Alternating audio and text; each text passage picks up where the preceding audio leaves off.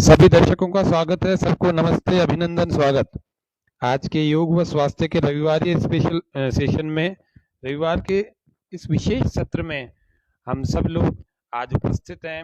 चक्रों पर ध्यान करने के लिए हमारे आज रविवार के स्पेशल कार्यक्रम में उपस्थित हैं योगाचार्य श्रीमती अनीता जी। हम अभिनंदन करते हैं अतिथि योगाचार्य के रूप में। आज आपका उद्बोधन चक्रों पर ध्यान और प्रशिक्षण, प्रायोगिक प्रशिक्षण के लिए हम सब सौभाग्यशाली हैं कि अजमेर की बहुत ही प्रतिष्ठित ध्यान की प्रशिक्षिका श्रीमती अनीता जी आज स्वामी न्यूज़ के मंच पर हमारे एक ही निवेदन पर उपस्थित हुई हैं।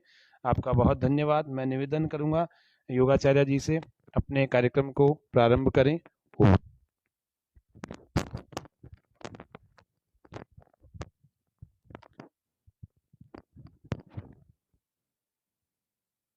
नमस्कार, आप सभी का हार्दिक स्वागत और अभिनंदन। आज के कार्यक्रम की हम शुरुआत करने जा रहे हैं। कुछ बारिश की वजह से, समस्याओं की वजह से थोड़ा हम देर से प्रारंभ कर रहे हैं।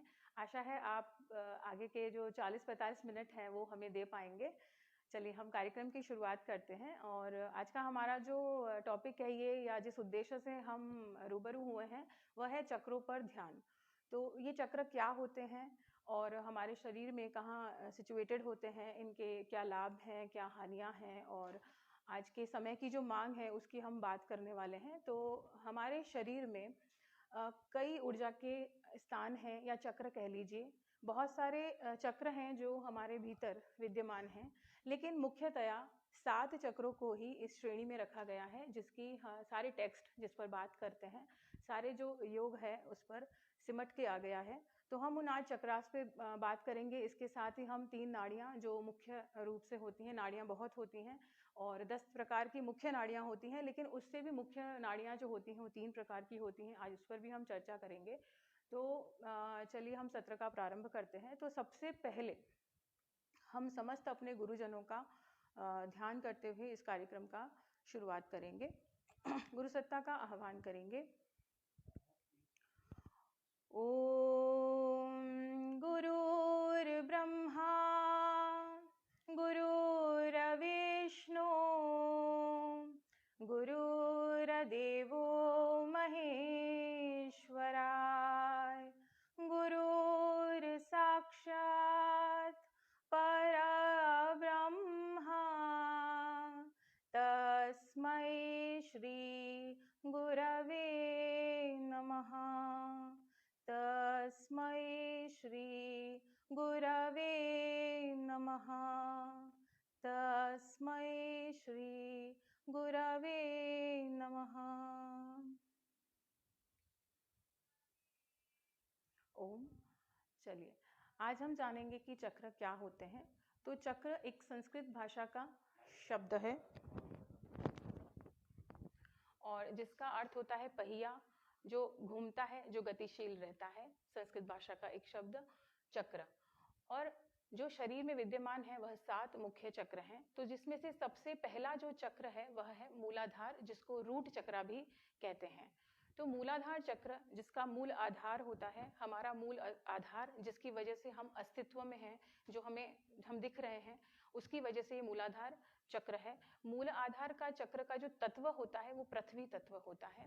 और योग या ध्यान हम जमीन पर बैठकर करते हैं।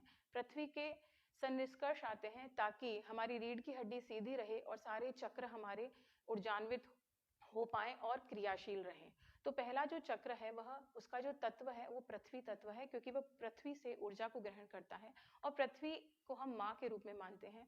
और गुरुत्वाकर्षण शक्ति द्वारा वे हमारे विचारों को नष्ट करती है, हमें संतुलित करती है। अगर मूलाधार चक्र पर कोई दोष है तो यौन संबंधी प्रॉब्लम्स हो सकती हैं, कैंसर, बवासीर और पाइल्स, ऐसी समस्याएं हमारे जीवन में होने लगती हैं।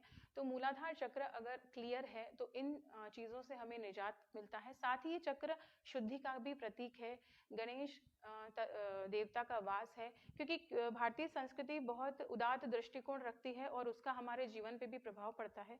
तो जो भारतीय संस्कृति में हम पवित्रता को बहुत मानते हैं और हम किसी भी कार्यक्रम की शुरुआत गणेश वंदना से ही करते हैं। तो गणेश वंदना पवित्रता के द्योतक हैं, और जब वे देव प्रसन्न होते हैं तो उसी प्रकार से हमारी जो शारीरिक रचना है उसमें भी मूलाधार चक्र के जो देव हैं वे गणेश हैं, और वे अगर जागृत होते हैं, वे अगर हम पवित्र रहते हैं, हम शुद्ध रहते हैं, यम नियम का हम पालन करते हैं, तो मूलाधार चक्र हमारा क्रियान्वित होता है, संचालित होता है। और उसी में ही जिसकी हम बात करना चाहें, कुंडलिनी शक्ति का भी वास होता है। कुंडलिनी शक्ति कुंडल घेरा लिए हुए 3.5 सर्पिलाकार शक्ति होती है, जो कि सुप्त अवस्था में ही इस चक्र में सोई रहती है, और उसके जागरण होते ही वे ऊर्जा ऊपर उठकर सहस्त्रार चक्र पर आती है। तो इसे कुंडलिनी जागरण कहते हैं, जो कि नियमित प्राणायाम करने से, आसन करने से, या किसी जीवंत सदगुरु के, आत्म साक्षात्कारी गुरु के सानिध्य में जाने से, दीक्षा मात्र से भी वे जागृत हो सकती है। चलिए, आज हमने मूलाधार चक्र की बात की, उसके ऊपर हम स्वादिष्टान चक्र, जो कि नाभि से नीचे सिचुएटेड है, जननेंद्रियों का स्थान है। मैं आपको बता दूं कि जैसे एक्सक्रीटरी सिस्टम होता है, मूलाधार चक्र आपका अच्छा है तो अपान वायु भी अच्छी रहती है, और उससे वह चक्र क्रियान्वित होता है। एक्सक्रीटरी सिस्टम भी अच्छा होता है, रिप्रोडक्टिव सिस्टम भी अच्छा होता है। तो जो स्वादिष्टान चक्र है उसका जो तत्व रहता है वो जल रहता है। मैं आपको बताना चाहूंगी कि जो भारतीय संस्कृति है बहुत उदात्त दृष्टिकोण रखती है। पंच तत्व से हम जुड़े हुए हैं। हमारा जो भौतिक शरीर है, पिंडे ब्रह्मांडे ब्रह्मांडे पिंडे, जो पिंड में है वो ब्रह्मांड में है, जो ब्रह्मांड में है वो पिंड में है। हम वहीं से उत्पन्न हुए हैं, उसी में ही विलीन हो जाएंगे, तो हम अलग नहीं हैं। तो ये जो तत्व है हमारे शरीर में भी है, और आजकल जितनी भी समस्याएं हैं, ये चक्र जितने भी गड़बड़ हो चुके हैं हमारी लाइफस्टाइल की वजह से, गड़बड़ होते चले जा रहे हैं, तो ये ठीक होंगे तो सारी प्रॉब्लम्स ही हमारी दूर हो जाएगी। तो स्वादिष्टान चक्र, जो कि नाभि से नीचे स्थित है, जल इसका तत्व है, और हमारे शरीर में भी हमारे वजन का 70% जो वाटर हमारी बॉडी में रहता है, और 70% ही पानी पृथ्वी पर भी मौजूद है। तो आप देखिए कि हम उसी का ही अंश हैं, उसी का ही रूप है, उसी से ही बने हैं, इसलिए हमारे बॉडी में भी वो सारी चीजें हैं, वो सारे एलिमेंट्स हैं जो प्रकृति में निहित है। तो जैसे ही हम प्रकृति के गोद में जाएंगे, वे सारे चक्रास हमारे क्लियर होते चले जाएंगे। और अगर हमारा जल तत्व, कहते हैं ना वाटर को किसी भी संवेदनाएं दी जा सकती हैं, अच्छी या बुरी। अगर हम अच्छे सकारात्मक रहेंगे तो शरीर के भीतर जो वाटर क्रिस्टल है उनका कलर ही चेंज हो जाएगा। जापान के एक साइंटिस्ट थे इमोटो, उन्होंने बहुत सारी टेस्टिंग की थी कि हम जब बोलते हैं तो हमारे शरीर पे उसका सकारात्मक नकारात्मक प्रभाव तेजी से पड़ता है, क्योंकि 70% पानी पर उसका इफेक्ट पड़ता है। अगर हम अच्छी बातें बोलते हैं तो उसका पॉजिटिव इफेक्ट हमारे ऊपर आता ही है। और पूर्णिमा के दिन भी ज्वार भाटे पृथ्वी पर बहुत अत्यधिक होते हैं, तो पूनम के दिन भी अगर हम ध्यान करते हैं तो भी उसका हमारे वाटर क्रिस्टल पे एक सकारात्मक चेंजेस आता है। तो स्वादिष्टान चक्र जल तत्व से जुड़ा हुआ है, और ये जल एक्टिव होने पर ही ये चक्र क्लियर होता है। तो चलिए, आज हमने स्वादिष्टान चक्र, इसके साथ ही रिप्रोडक्टिव सिस्टम भी हमारा अच्छा हो जाएगा अगर ये चक्र अच्छा होता है तो। उसके ऊपर जो चक्र है वह है नाभि चक्र, जिसको हम मणिपुर चक्र भी कहते हैं। और मणिपुर चक्र का जो तत्व रहता है वो अग्नि तत्व रहता है, और डाइजेस्टिव सिस्टम से जुड़ा हुआ है। पेट की समस्या आजकल बहुत ज़्यादा है, कॉन्स्टिपेशन है, डाइजेस्टिव बहुत सारी प्रॉब्लम्स होती हैं पेट में, और भी अनेक, जैसे अल्सर है, हर्निया है, ये सारी प्रॉब्लम्स रहती हैं। तो कहीं ना कहीं चक्र अगर गड़बड़ होता है तो ये सारी प्रॉब्लम्स होने लगती हैं। अगर हम नियमित ध्यान करेंगे या मेडिटेशन करेंगे, योग व्यायाम करेंगे, तो हमारे ये चक्रास भी बैलेंस होंगे, और जो मणिपुर चक्र है उस पर एक ऊर्जा हमको वास होगी, जिसको जठरा अग्नि भी कहते हैं, वो भी अच्छे से प्रदीप्त होगी, भोजन को अच्छा पचा पाएंगे। और नाभि चक्र और अच्छे बहुत लाभ है। ये तो मैं आपको शारीरिक स्तर पे बता रही हूँ। अगर मैं आध्यात्मिक स्थिति की बात करूँ तो आपको एक संतोष का भाव भी एक जनरेट होगा, कि आपको परम आनंद की प्राप्ति होगी। तो चलिए, ये नाभि चक्र हुआ। उसके ऊपर हम हृदय चक्र की बात करते हैं। आजकल बहुत ही भय का वातावरण है, तनाव का वातावरण है। अभी हम हाल ही में कोविड की परेशानियों से जूझ रहे थे, और परेशानी तो थी, लेकिन कई ऐसा एनवायरनमेंट था कि बाहर जाते भी डर लगता था। तो एक जो भय का वातावरण था उसने हृदय चक्र को बहुत ही घेर लिया था, और बहुत सारे मानसिक विकृतियां सामने आई कि इस बीमारी, कोविड एक बीमारी तो थी, लेकिन उसके साथ साथ अनिद्रा की बीमारी आ गई, और डिप्रेशन बहुत बड़े स्केल पे आने लग गया, बच्चों का बाहर जाना बंद हो गया। तो इस तरह से बहुत सारी प्रॉब्लम्स इस चक्र को भी दूषित होने से हो रही हैं। तो अगर हृदय चक्र जो है, इसका जो तत्व रहता है वो वायु रहता है। तो हम जितना ऑक्सीजन लेंगे, खुले में घूमेंगे, गार्डन में या अच्छी जगह पे हम जाकर के प्राणायाम का अभ्यास करें, या घर में रहकर भी हम प्राणायाम का अभ्यास करें, और अपने हृदय पर मतलब तनाव का कोई भी हम सोचे ना, हाँ, और हमेशा अपने विचारों में अगर हम सकारात्मक रहेंगे तो ये इस भय से निजात पाया जा सकता है। और नियमित ध्यान साधना से भी हृदय चक्र को आपको ऊर्जा मिलती रहेगी। और कई बार हम असुरक्षा की भावना भी इस चक्र के दूषित होने पर आती है। कई सारी हार्ट समस्याएं, हार्ट डिजीजेज, आजकल हार्ट अटैक्स की बहुत प्रॉब्लम्स हो रही है, हाई बीपी, और ये भी बहुत बढ़ता चला जा रहा है। तो वो भी एक ठीक होगा इस चक्र के क्लियरेंस होने पे। और सबसे अच्छा इसका मैं आध्यात्मिक आपको लाभ बताऊं तो इस चक्र जब क्लियर होता है तो हमारे भीतर एक प्रेम का जो तत्व होता है वो प्रस्फुटित होता है। हम में भावना आती है कि सभी एक हैं। हम एक विराट दृष्टिकोण हमारा जीवन में उतरता है। और हम जब किसी के प्रति श्रद्धा का भाव रखते हैं तो ये चक्र को ऊर्जा मिलती है और प्रेम इसका प्रेम तत्व विकसित होता है। उसके ऊपर हम बात करते हैं विशुद्धि चक्रा की, जो गले में पीछे की साइड स्थित होता है और थायराइड ग्रंथि को भी हेल्दी करता है। विशुद्धि चक्र और ये जो चक्रास हैं इन सब पर पेटल्स भी हैं, इनको पेटल्स के रूप में भी लिया गया है। इनकी पंखुड़ियां भी होती है, जैसे मूलाधार चक्र की 4 पंखुड़ियां हैं।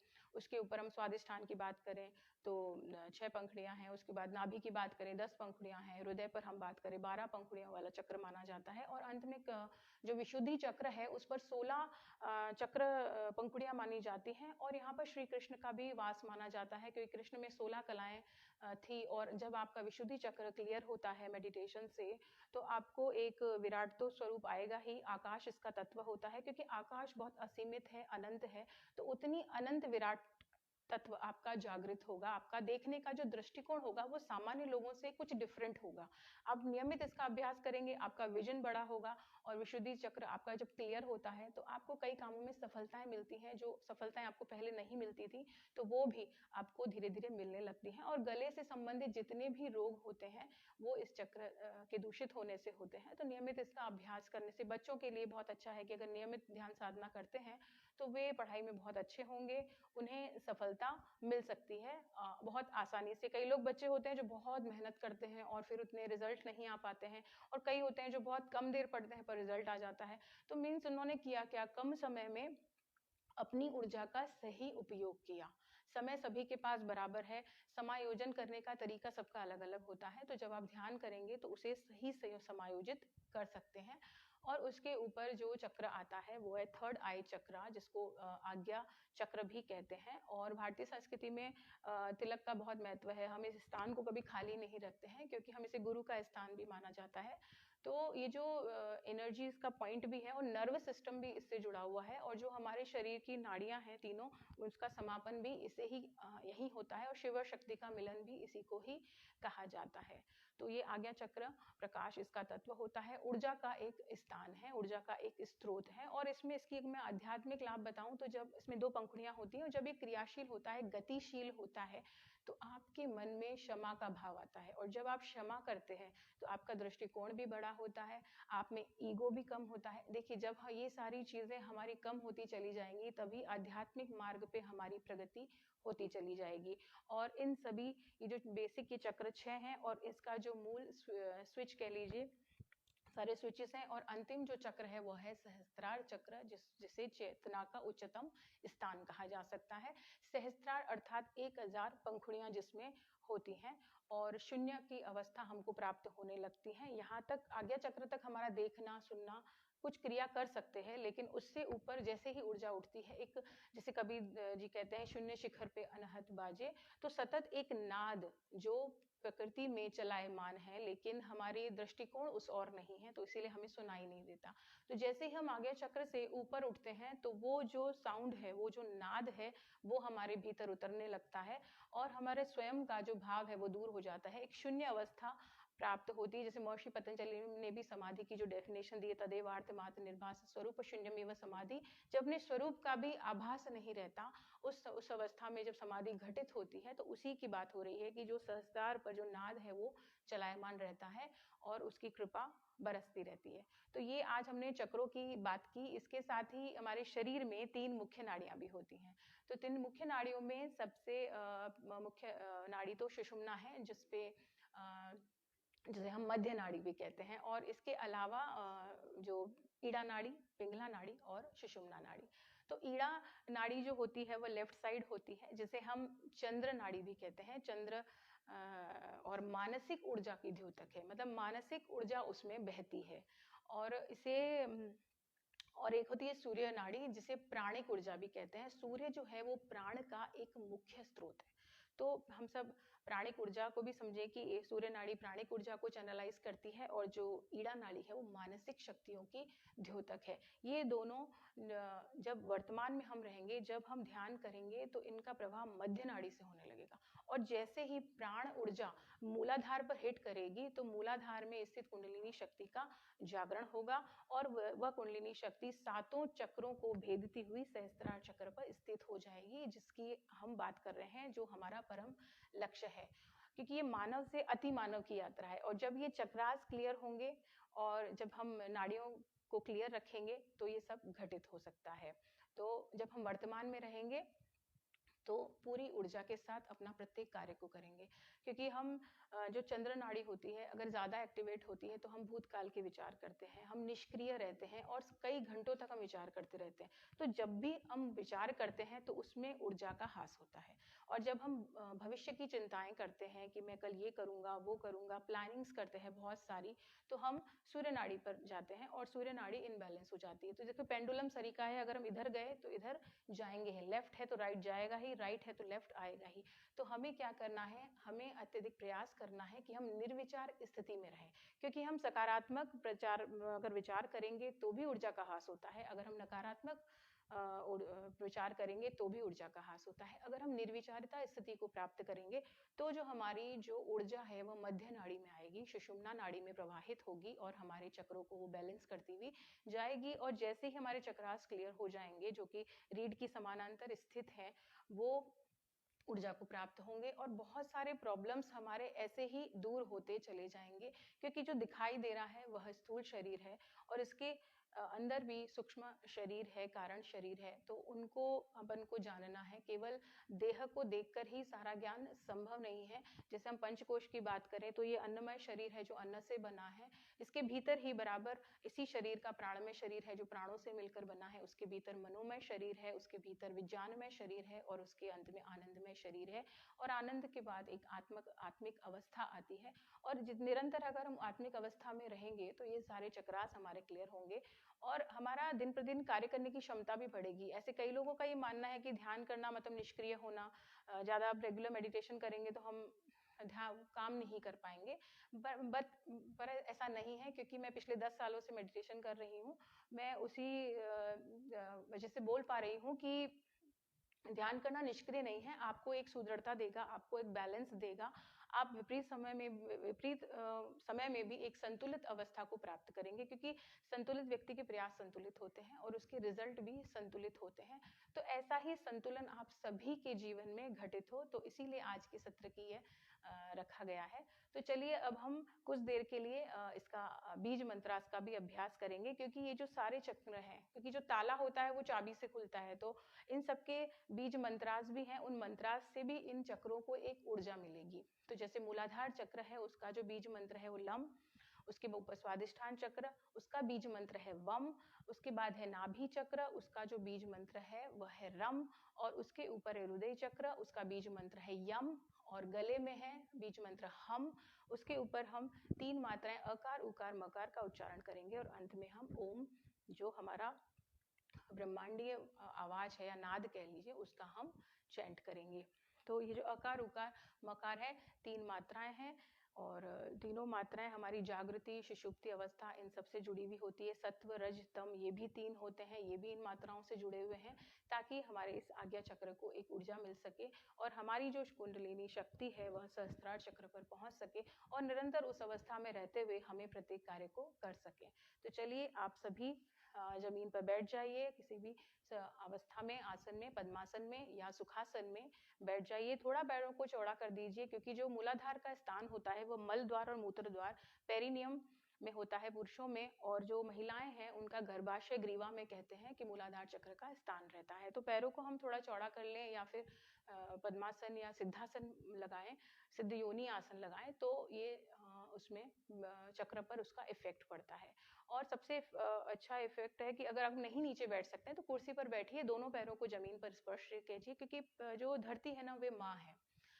वे आपको सभी रूप में ग्रहण करेगी। जैसे बच्चे के पैर गंदे भी होते हैं ना, तो माँ उसको जल्दी से गोद में उठा लेती है। वो ये नहीं देखती कि बच्चे के पैर गंदे हैं, क्योंकि उसका बहुत बड़ा विशाल एक दृष्टिकोण है।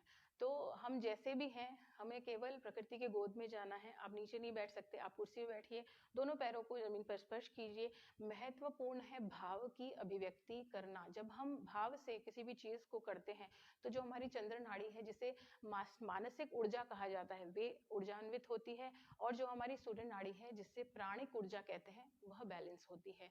तो कई भावनाएं हमारी जुड़ी हुई हैं। हम शरीर से नहीं बैठ पा रहे हैं, लेकिन हम मन से, हम भाव से ऐसी भावना करें, हम पृथ्वी माँ के गोद में जा रहे हैं। और हमारे चक्रास, जैसा हम मानते हैं, जैसे हम सोच रखते हैं, वैसी ही सृष्टि हमारे चारों ओर बनती चली जाती है। चलिए किसी भी ध्यानात्मक आसन का चुनाव करें। दोनों हाथों को गोदी में या चिन्ह मुद्रा, ज्ञान मुद्रा, जिसी भी अवस्था में आप कंफर्टेबल हो, बना लीजिए। आंखों को कोमलता से बंद कीजिए। रीढ़ की हड्डी को सीधा कीजिए, शोल्डर्स को रिलैक्स कीजिए। मेरे इंस्ट्रक्शंस को अनुभव कीजिए।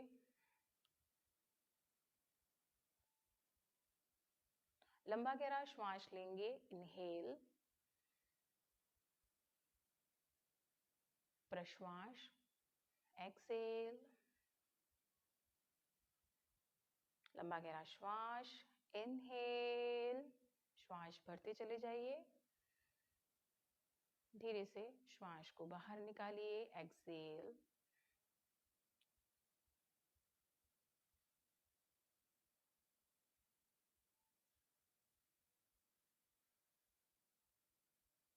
पूरे शरीर को रिलैक्स कर दीजिए।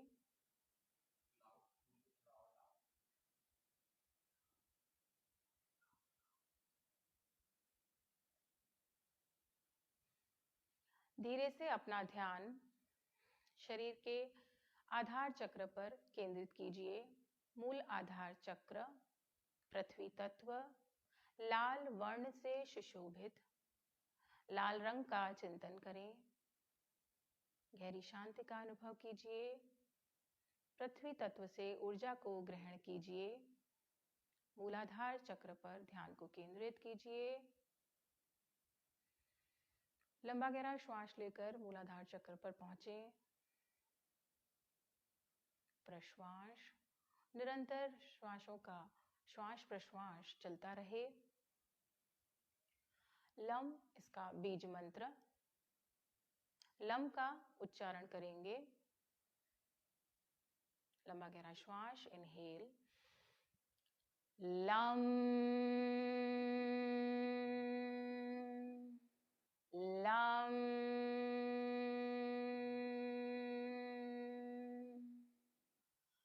लम,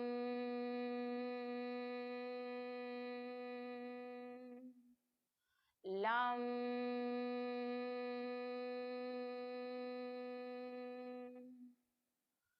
लम,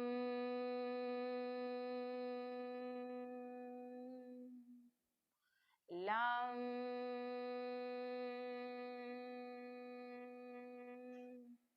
लम,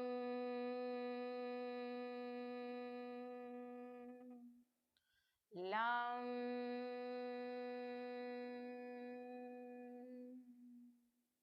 लम,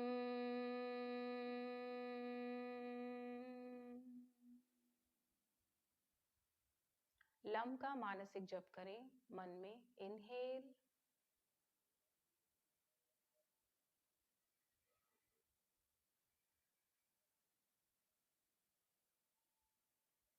धीरे से अपना ध्यान मूलाधार चक्र से उठाकर स्वादिष्ठान चक्र पर केंद्रित कीजिए। स्व का स्थान, स्वादिष्ठान, नारंगी रंग से सुशोभित।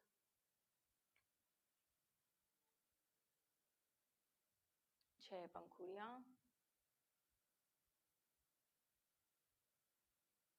वम बीज मंत्र का ध्यान, जल इसका तत्व। वम का उच्चारण करेंगे। लंबा गहरा श्वास लें, इनहेल, वम, वम, वम,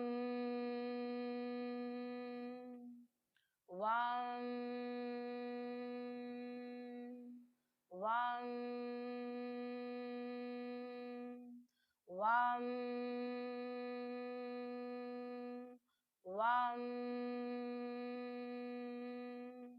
वाम वाम।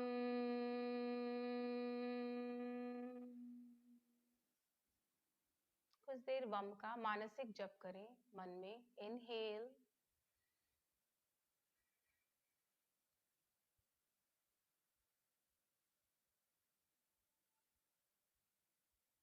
धीरे से अपना ध्यान स्वादिष्ठान चक्र से ऊपर उठकर मणिमूल चक्र पर ध्यान को केंद्रित कीजिए।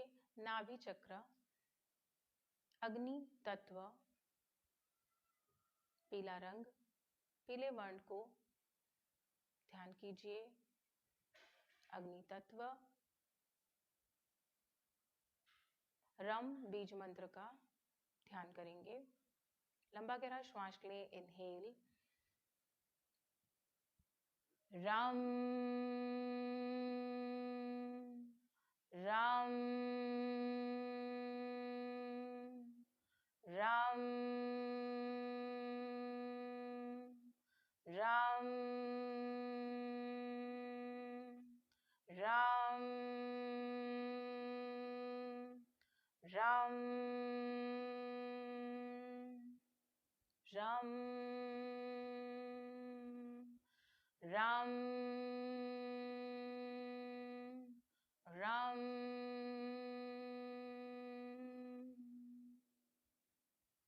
राम बीज मंत्र का मानसिक जप करेंगे, मन में दोहराएं।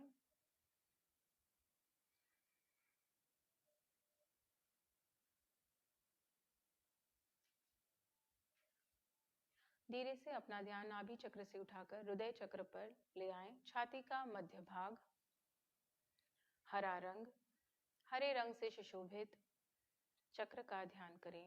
हृदय चक्र, यम बीज मंत्र, 12 पंखुड़ियां गतिशील होता हुआ अनुभव कीजिए। वाइब्रेशंस को अनुभव कीजिए। सारे ध्यान को छाती के मध्य भाग हृदय चक्र पर केंद्रित कीजिए। लंबा गहरा श्वास लीजिए। यम का उच्चारण। इनहेल, यम यम यम यम यम यम यम यम यम।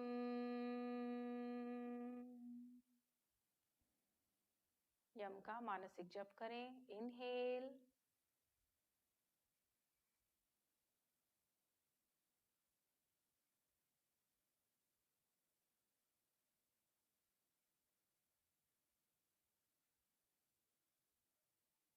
धीरे से अपना ध्यान हृदय चक्र से उठाकर विशुद्धि चक्र पर केंद्रित कीजिए। 16 पंखुड़ियां आसमानी नीला कलर का ध्यान करें। हम बीज मंत्र का उच्चारण करेंगे। आकाश तत्व, आकाश जैसी विराटता को अनुभव कीजिए। लंबा गहरा श्वास। इनहेल, हम हम हम हम हम हम हम हम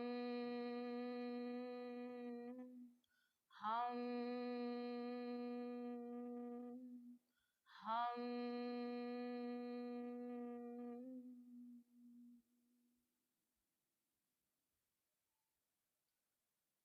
मानसिक जप करें मन में। लंबा गहरा श्वास।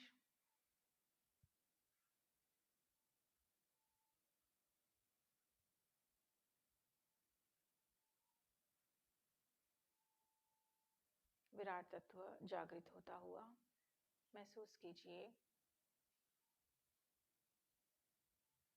धीरे से अपना ध्यान विशुद्धि चक्र से हटाकर बाहों के मध्य आज्ञा चक्र पर केंद्रित कीजिए। त्रिवेणी संगम भी कहते हैं इस स्थान को। तीनों नाड़ियों का मिलन एक ही साथ।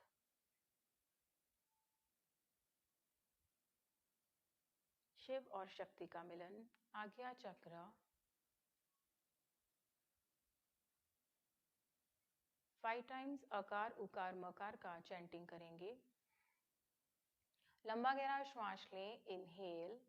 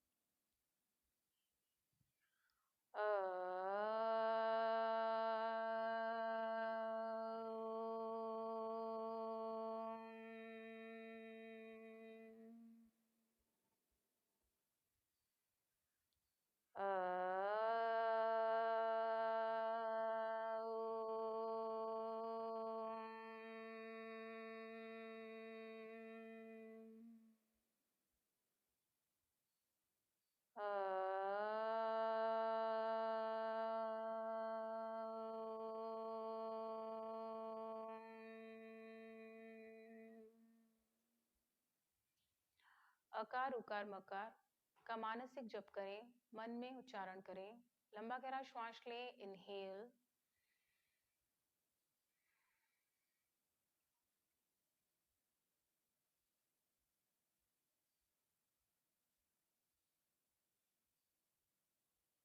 मानसिक जप करते चले जाएं।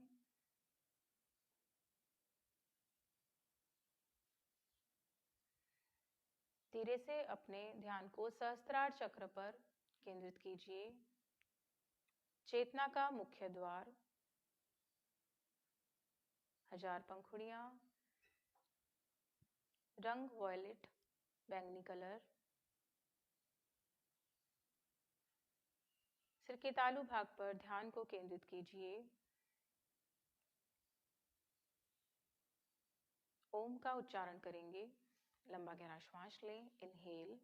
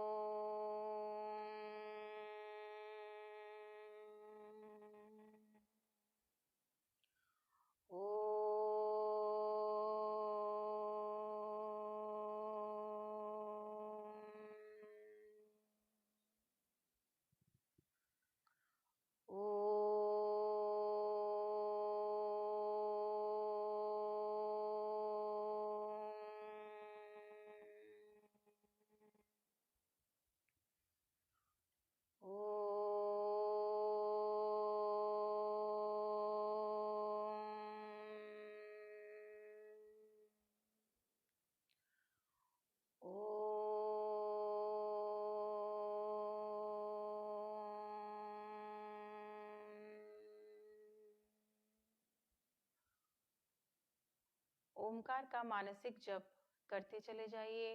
मन में ओम का उच्चारण करते चले जाइए। लंबा गहरा श्वास, इनहेल।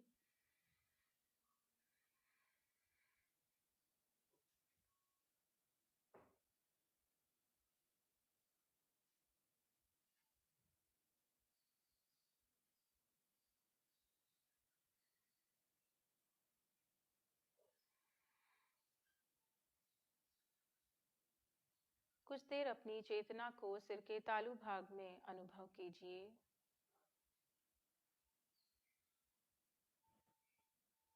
सामान्य श्वास प्रश्वास चलता रहे।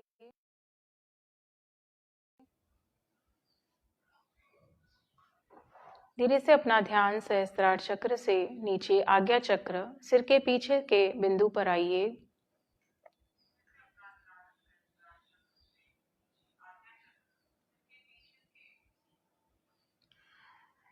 आज्ञा चक्र के बाद गर्दन के पिछले हिस्से पर आइए, विशुद्धि चक्र।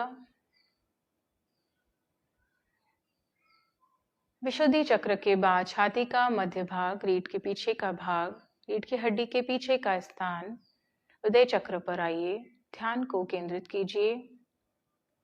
हृदय चक्र से धीरे से नीचे नाभि पर अपने ध्यान को केंद्रित कीजिए।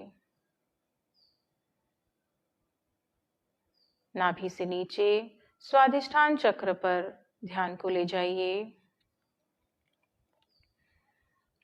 और अंत में मूलाधार चक्र पर आइए। अपने ध्यान को मूलाधार चक्र पर केंद्रित कीजिए। पुनः लंबा गहरा श्वास लीजिए। मूलाधार चक्र से ऊपर उठकर अपने ध्यान को स्वादिष्ठान चक्र पर केंद्रित कीजिए। उसके बाद ऊर्जा को नाभि पर ले जाइए। नाभि पर ले जाने के बाद छाती के मध्य भाग पर ले आइए। उसके बाद गर्दन पर ध्यान को केंद्रित कीजिए। त्रिवेणी संगम पे अपने ध्यान को केंद्रित कीजिए, भौहों के मध्य, और अंत में सहस्त्रार चक्र पर ऊर्जा को ले जाइए। सामान्य श्वास प्रश्वास।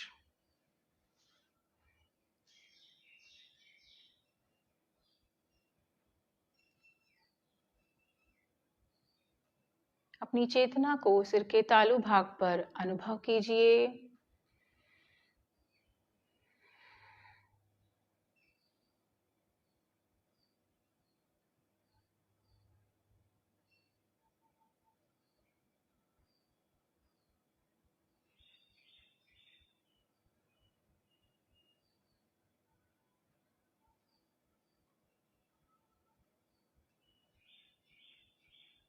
लंबा गहरा श्वास। इनहेल। इस अवस्था से बाहर आएंगे। धीरे से नमस्कार मुद्रा को धारण करें। प्रार्थना करेंगे।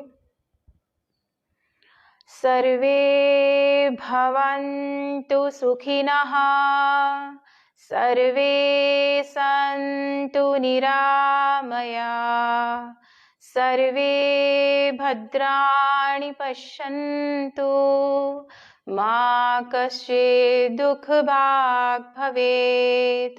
ओम शांति शांति शांति ही। प्रार्थना से उत्पन्न हुए कंपनों का अनुभव कीजिए। नमस्कार मुद्रा का त्याग करेंगे। दोनों हाथों को पीछे की ओर ले जाएं। श्वास छोड़ते हुए आगे की ओर झुकेंगे। परमपिता परमेश्वर को आज के दिन के लिए धन्यवाद दें। लंबा गहरा श्वास भरकर ऊपर उठें। दोनों हाथों को आपस में रगड़ें। चेहरे व गर्दन पे मसाज करें। एक बार फिर हाथों को कटोरी नुमा बनाएं। आंखों पर रखें। गर्माहट को महसूस कीजिए। आंखों को रिलैक्स। एक बार फिर दोनों हाथों को आपस में रगड़ें। पूरे शरीर में ध्यान की ऊर्जा को, योग की ऊर्जा को फैला दें। दोनों हाथों को चेहरे के सामने लेके आएंगे। पलक झपकाते हुए आप अपनी आंखें खोलें। आप सभी का दिन शुभ हो। धन्यवाद। समय कम था, इसीलिए हमने बीज मंत्रों का जो उच्चारण है वो कम देर के लिए किया। इसको हम अधिक देर तक अगर हम इन बीज मंत्रों का उच्चारण करते रहेंगे तो चक्रास पे एक सकारात्मक प्रभाव आएगा और आपके जीवन में बहुत अच्छा रूपांतरण भी आएगा। और आसनों का अभ्यास आप नियमित करते जाइए, प्राणायाम का अभ्यास करते जाइए। और जितने भी गुरु हैं जो इस फील्ड में हैं और जिसको कहते हैं कि जो आत्म साक्षात्कार को पा चुके हैं, तो उनकी दीक्षा मात्र से भी ये चक्र क्रियान्वित होते हैं। तो कहते हैं ना, जो भी जीवन में हम सीखते हैं उसमें गुरु का बहुत महत्व होता है। और ए फॉर एप्पल भी हमने गुरु से ही सीखा है और भारतीय संस्कृति में गुरु की बहुत ही परंपरा रही है और गुरु को ही श्रेष्ठ माना जाता है। और अभी हाल ही में गुरु पूर्णिमा भी घटित हुई थी और इतना उस दिन अच्छा चैतन्य पूरे ब्रह्मांड में व्याप्त था। तो इसीलिए आप किसी को भी, जैसे हम आसन भी करते हैं तो भी मैं कहूँगी कि योग गुरु के सानिध्य में ही वो करें या किसी ट्रेनर के सानिध्य में करें, क्योंकि कई सारी चीज़ें हम नहीं जानते हैं और हम ये सब जान करके अगर हम उसका प्रयास करेंगे तो योग को सही अर्थों में जानेंगे। योग केवल आसन नहीं है। योग, जैसे महर्षि पतंजलि ने अष्टांग योग की बात कही है कि यम नियम आसन प्राणायाम प्रत्याहार धारणा ध्यान समाधि, तो अष्टांग अंग है उसके। अगर हम यम नहीं जानते, नियम नहीं जानते और सीधे हम आसन करें तो उसका बेनिफिट इतना नहीं हो पाएगा। लेकिन हाँ, अगर हम स्टेप बाय स्टेप इन सब चीज़ों को छूते चले जाएं तो योग का जो उद्देश्य है, योग का जो परम लक्ष्य है, समाधि की अवस्था प्राप्त करना और वर्तमान में रहना और जो भी कार्य करना प्रत्येक जागरूकता की अवस्था में करना ही योग है। गीता में भी कहा है योग कर्मसु कौशलम, मतलब हमारा कर्म में भी जितनी कुशलता होगी उसको योग कहा गया है। तो योग का जो दृष्टिकोण है बहुत ही उदात्त है, हम उसके एक पादान पर ही सीमित ना रहें। और इसके साथ ही मैं क्लासेस भी लेती हूँ नियमित। मेरा वैशाली नगर में सेंटर भी है और इसके जो सेंटर का एड्रेस है वो मैं आपको शेयर करना चाहूँगी कि माकड़वाली रोड पर स्थित है और जो कॉम्प्लेक्स है उसका नाम है भवानी कॉम्प्लेक्स, कैनरा बैंक के पास में ही है। और मेरा जो फ़ोन नंबर है वह भी आप नोट कर सकते हैं 9799880859। तो आप मुझसे संपर्क भी कर सकते हैं। और मैं चाहूँगी कि मैं योग में इस फील्ड में 4-5 सालों से कार्यरत हूँ और पिछले 10 सालों से ध्यान का भी जो मुझे अनुभव है, जो एक्सपीरियंस है वो मैं आपको ज़रूर शेयर करना चाहूँगी।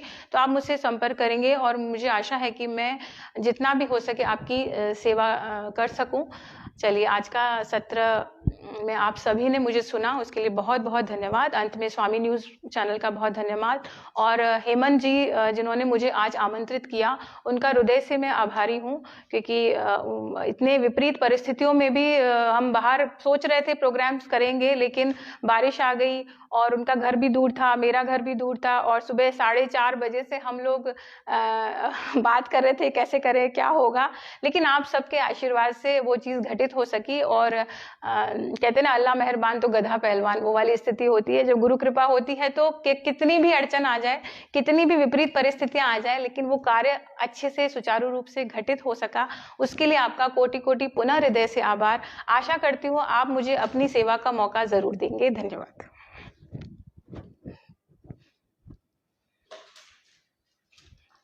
मैं सभी दर्शकों का यहाँ इस कार्यक्रम के उत्तरार्ध में, जो कि इस कार्यक्रम का अंतिम भाग है लगभग, उसी भाग में फिर से धन्यवाद अभिनंदन करता हूँ, जिससे कि हमारे ध्यान के सत्रों का भी बड़ा महत्व होता है। हमारे यहाँ अतिथि योग शिक्षक के और योगाचार्य के रूप में भिन्न भिन्न प्रकार के क्षेत्रों से अलग अलग उभर करके जब आते हैं और योग के क्षेत्र में अपनी योग्यता बनाते हैं, तो ऐसे सभी योगियों, ऐसे सभी योग साधकों का भी हम सब दर्शकों को लाभ उठाना चाहिए, जो ठीक ठीक ईश्वर के ध्यान को कराते हों। ध्यान के विषय में भी बहुत सारी भ्रांतियां समाज में व्याप्त हैं, बहुत सारे भ्रम हैं, बहुत सारे मिथक हैं। इन सब से भी हमें बच के चलना है, क्योंकि अपदूषण या प्रदूषण केवल एक क्षेत्र में नहीं होता, भ्रष्टाचार केवल एक क्षेत्र में नहीं होता, बहुतों में होता है। तो हम विडंबना है कि भारत के देश में ध्यान के नाम से भी बहुत सारी मिथक और भ्रांतियां और बहुत सारे भ्रम और अंधविश्वास भी फैले हुए हैं। हम सबको, योग साधकों को, इस बात के लिए सावधान होना चाहिए कि एक अच्छा योग सिखाने वाला, एक अच्छा ध्यान का प्रशिक्षक, एक अच्छा योग का प्रशिक्षक वो हमारे पास हो और हमारे भीतर जो है सीखने की एक ललक हो, तीव्र इच्छा हो, अत्यंत पुरुषार्थ हो, घोर तपस्या हो, उत्तम विधि हो और अनुकूल साधन हो। शास्त्र में भी कहा, उद्यमः साहसं धैर्यं बुद्धि शक्ति पराक्रमः षडेते यत्र वर्तन्ते तत्र देव सहाय कृत। ये देवताओं की कृपा चाहते हैं लोग, लेकिन काम फिर दिव्य नहीं करते, काम फिर पुण्य वाले नहीं करते। तो दिव्य काम करने वाले को ही दिव्य यानी कि देवताओं की सहायता मिलती है। उद्यम करना पड़ता है, ठीक दिशा में करना पड़ता है। किसी भी गलत को, किसी भी उटपटांग व्यक्ति को कोई भी व्यक्ति थोड़े दिनों में गुरु बना लेता है और थोड़े ही दिनों में वो नजरों से भी गिर जाता है। बहुत सोच समझ करके गुरु बनाना चाहिए। मैंने गुरु पूर्णिमा पर कार्यक्रम किया था और एक योग्य गुरु की योग्यताएं भी मैंने उसमें वर्णित की थी। यदि आप उस कार्यक्रम को भी स्वामी न्यूज़ या फिर YouTube चैनल इसके और या फिर Facebook पर आप देखेंगे तो 24 तारीख के कार्यक्रम में मैंने गुरु के एक योग्य गुरु किसको बनाया जाए, योग गुरु जी, वो मैंने बहुत सारी एक मानक बताए जो शास्त्र में महर्षि दयानंद ने भी दिए और वेद में भी, वैदिक की कसौटियों को कसते हुए एक वास्तव में गुरु की योग्यता क्या होना चाहिए, ऐसे किसी को भी गुरु नहीं बना देना चाहिए। तो इसीलिए एक शिष्य भी योग्य होगा तो ठीक ढंग से सही साधना के मार्ग पर चल पाएगा, तभी वो आत्म साक्षात्कार और परमात्मा के साक्षात्कार की यात्रा को तय करके अपने जीवन को सफल और दिव्य पवित्र बना सकता है। आज की इस यात्रा में हमारे साथ में मैं पुनः धन्यवाद करता हूं हमारी बहन श्रीमती अनीता जी, जिन्होंने एक ही निवेदन पर हमारे इस स्वामी न्यूज के सत्र में आना स्वीकार किया। आशा है आपके द्वारा और भी सत्र लेकर दर्शकों को लाभान्वित किया जाएगा। और ऐसे ही इनके श्रीमान जी भी हमारे वो भी योग साधक ही हैं, तो हम बहुत जल्दी उनके भी एक सत्र को लेकर आएंगे। आप सभी दर्शकों को मैं यही सूचना दे रहा हूँ आज के इस कार्यक्रम में, और सबको बारिश के मौसम का बड़ा सुंदर आनंद भी आ रहा होगा। आप घरों में रहें, बाहर का पानी यदि पी रहे हैं, योग व स्वास्थ्य का आज का अंतिम सूत्र बता रहा हूँ, फिर हम शांति पाठ करेंगे। घरों में रहें, पानी को घरों में भी रहें तो छान करके पिएं, गर्म करके पिएं। दृष्टिपूतम न्यसेत पादम वस्त्रपूतम जलम पिबेत सत्यपूताम वदेद वाचम मनः पूतम समाचरेत। तो ध्यान के सत्र में पवित्र बने, ये संदेश लेकर के जा रहे हैं। दृष्टिपूतम, हमारी दृष्टियों को बहुत पवित्र करके किसी को देखें। दूसरा, न्यसेत पादम, पैरों की तरफ देख करके चलना चाहिए, सिर उठाकर नहीं चलना चाहिए, व्यक्ति गिर जाता है। दृष्टिपूतम, दृष्टि को पवित्र करके व्यवहार करना चाहिए, देखना चाहिए। दूसरा कहते हैं वस्त्रपूतम जलम पिबेत, वस्त्र को छान करके पिए। ये तो आज आरओ और ये सब चीजें आ गई, पहले क्या होता था, सूती कपड़े की 8 तह करके छानते थे, फिटकरी से शुद्ध करते थे, तुलसी से शुद्ध करते थे, गर्म करके शुद्ध करते थे। और वह जो तरीका है ना, वह तकनीक है जो ऋषियों ने दी है, पूर्वजों से मिली है, भारतीय है, नेचुरल है, वो आज भी सक्सेस है। आप देख लीजिए, आरओ में जितना भी आप चले जाएंगे, आरओ में पानी के पोषक तत्व भी समाप्त हो जाते हैं। लंबे समय तक आरओ का पानी पीने वालों के घुटनों में दर्द होने लगता है, क्योंकि पोषक तत्व जो पानी के न्यूट्रिएंट्स थे वो तो वहीं समाप्त हो गए, खत्म हो गए, निकल गए, पानी में तो रहे ही नहीं। पोषक तत्व पानी में भी तो बहुत सारे होते हैं, तो इसीलिए उसमें भी प्रोटीन होता है, उसमें भी कैल्शियम होता है, उसमें भी मैग्नीशियम होता है, उसमें भी कोबाल्ट होता है, बहुत सारी चीजें होती है, 24 प्रकार के माइक्रोन्यूट्रिएंट्स होते हैं। तो पानी पीना भी बहुत महत्वपूर्ण है, और कैसा पी रहे हैं उसको। दृष्टिपूतम न्यसेत पादम वस्त्रपूतम जलम पिबेत, छान करके पानी पिया करें, कोशिश किया करें, और गर्म करके पिए या फिर फिटकरी डाल करके उसको शुद्ध करें। तीसरा कह रहे हैं वस्त्रपूतम जलम पिबेत सत्यपूताम वदेद वाचम, ध्यान कर रहा है व्यक्ति, लेकिन अंदर ही अंदर ऐसा व्यवहार चल रहा है कि थोड़ी देर में किसी की हानि कर दूंगा, सारे दिन में झूठ बोल रहा है, कैसे ध्यान में उन्नति करेगा। तो इसीलिए कह रहे हैं कि सत्यपूताम वदेद वाचम, अपनी वाणी को यदि पवित्र करना है तो सत्य से पवित्र किया जा सकता है। और अंतिम वाक्य में कह रहे हैं कि मनः पूतम समाचरित, मन को पवित्र करना पहली शर्त है ध्यान में भीतर उतरने की। तो मन को पवित्र करने के लिए मनः पूतम समाचरित, सत्यपूताम वदेद वाचम मनः पूतम समाचरित। तो मन को पवित्र करने के लिए अच्छा आचरण आजमाना पड़ेगा, अच्छा आचरण करना पड़ेगा। अच्छा आचरण जब तक नहीं करेंगे, सम आचरण नहीं करेंगे, पक्षपात वाला करेंगे, अन्याय वाला करेंगे, तो कभी अपनी आत्मा के निकट नहीं जा सकते। एक जन्म कई 50 जन्म ले लें, लेकिन कभी आत्म साक्षात्कार की स्थिति हम सोच भी नहीं सकते। तो इसलिए आज के इस कार्यक्रम में हम यही महर्षि मनु के श्लोक के साथ में हमने ये पूरा समाप्त किया कार्यक्रम। आप सभी दर्शकों ने इस कार्यक्रम को लाभ उठाया होगा, और सबसे आशा की जाती है कि इस फेसबुक के लिंक को खूब सारा शेयर कीजिए, और खूब सारा अपने स्टेटस आदि पर लगा करके अपने मित्रों, केवल योग का और अध्यात्म का लाभ अपने तक सीमित मत रखिए, स्वार्थ नहीं परमार्थ करें, परार्थ करें और परोपकारी बने, जिससे कि और भी लोग इस ध्यान के विशेष सत्र जो कि चक्रों पर, बीजों पर ध्यान करवाया, इसका लाभ उठा सकें। और इससे बड़ा कोई पुण्य भी नहीं है। आप शारीरिक और मानसिक स्वास्थ्य यदि देने के लिए किसी का सहयोगी बनते हैं ना, निश्चित रूप से आप बहुत बड़ा पुण्य कर रहे हैं। तो इसीलिए आप आज के कार्यक्रम को खूब शेयर करिए। दूसरा एक महत्वपूर्ण बात ये बता दूं कि यही कार्यक्रम कल YouTube पर सुबह 7 बजे प्रीमियर होगा, तो 7 बजे भी आप लाइव की तरह से इसको देख सकते हैं। वैसे प्रीमियर है आज का ही, अभी तो लाइव आप देख पा रहे हैं। बहुत सारे लोगों ने आज कमेंट भी किए, उन सबका भी बहुत सारे धन्यवाद। खूब सारे लोग घरों में बैठे थे, तो दर्शकों की संख्या भी हमारी अच्छी खासी थी। तो सबका, स्वामी न्यूज का, योग व हेल्थ का, योग व स्वास्थ्य का, सबका बहुत बहुत धन्यवाद। ओम शम सबका।